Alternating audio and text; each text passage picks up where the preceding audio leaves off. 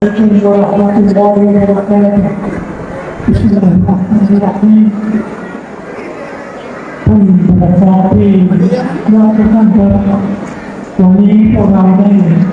เห็นพัฒนาการของลูกหลานที่มาเรียนในโรงเรียนที่นักศึกษา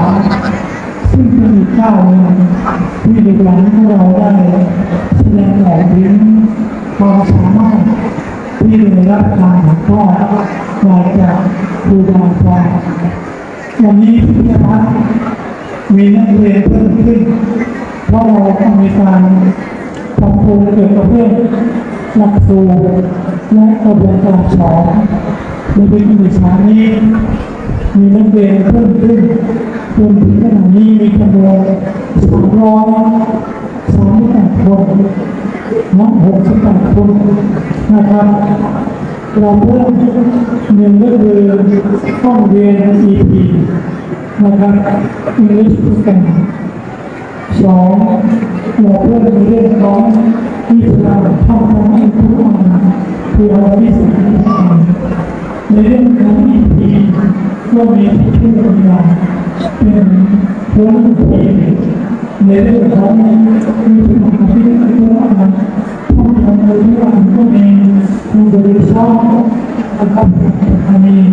ผู้เชี่ยวชาญการป้องกันภัยพิบัติสารพิษโดยผลิตภัณฑ์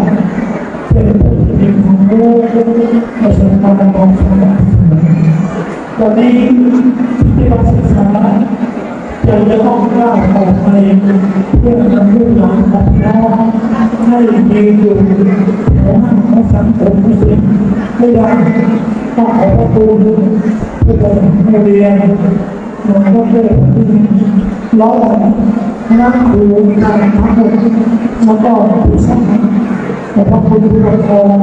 ที่มอบความไว้วางใจให้กับที่การศึกษาเราจะดูแลเรื่องหลังบ้านดีที่มอบให้สิ่งที่ที่มอบความไว้วางใจให้ผู้ทำงานของผมขอขอบคุณทุกท่านได้เรียนรู้ในเขาสังวรที่ไม่ได้หลงหรืออะไรก็ถึงกัน Waalaikumsalam warahmatullahi wabarakatuh.